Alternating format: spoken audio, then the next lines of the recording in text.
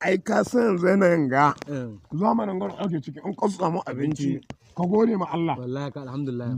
A ga dan yau ganin tahi. Malam Manzai. Malam Manzai fa. To tsaya ka gani ka san dan yunwa ne. Dan yunwa na. Boya abincin nan. Ai assalamu alaikum. Ai wa alaikum salam. Malam Manzai. Barka ku da yau. Barka. A'a. Barka dai. Amma dai da gani abinci na kun ka boye min. Masana kenan Allah inda shi na masana kenan. Masana kenan. To kana ji na? Ina sauraron ka malam. Inda ni ku dauko abincin ku ci ba ni ci. To. Yau kwana na uku. Na yi wanka na shirya. Na bacci na basha saboda ina da labarin gobe Asabar 7 ga watan September ɗaurin auren Honorable Mubarak dan malikin gidan goga wanda za a yi gobe Asabar a cikin garin Talatan Mahara. Ina da tabbacin da an gama ɗaurin auren nan za a je a ci abinci. Malam Manzai kenan. To kai ga ka ji labarin wanga ɗaurin auren. Ga Murtala Gemu ka kusan bai kawo min labarin banza. Lalle Murtala Gemu zai magana banza. Amma ina aka ɗaura auren ga. Nan masallacin Juma'a na biyu na bakin asibiti Talatan Mahara. Gaskiya ne. Karhe 12 na rana aka ɗaura aure.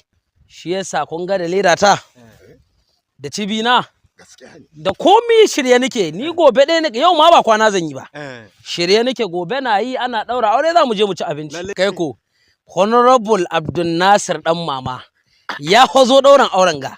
Kai ka san magana ɗaukar rayukan dabbobi ce. To yanzu kai Malam Manzai an gama ɗaura auren ina aka ci abinci. In dai so kuka in gaya muku inda aka ci abinci. To ku ɗauko wanga mu fara canyewa. Da nan sai in gaya muku inda aka ci abinci. Malam Manzai. Mun tare na. Bismillah Malam Manzai. Ku ganin da cibina. Don na san lalle abun tare. Na tare na. Wallahi mutum na latti sai dai mu ci abinci ba da shi ba. Bai makala Malam Manzai. Sai biyu na rana. To sai kun zo. To ina aka ci abincin baka ga mun inda aka ci abinci ba. A'a ba ni wagga da ku. Ni da ma abin da na zo in gaya ma mutane ɗaurin aure ba ci abinci ba. Don haka sai ga mu na biyu. Sai kun zo.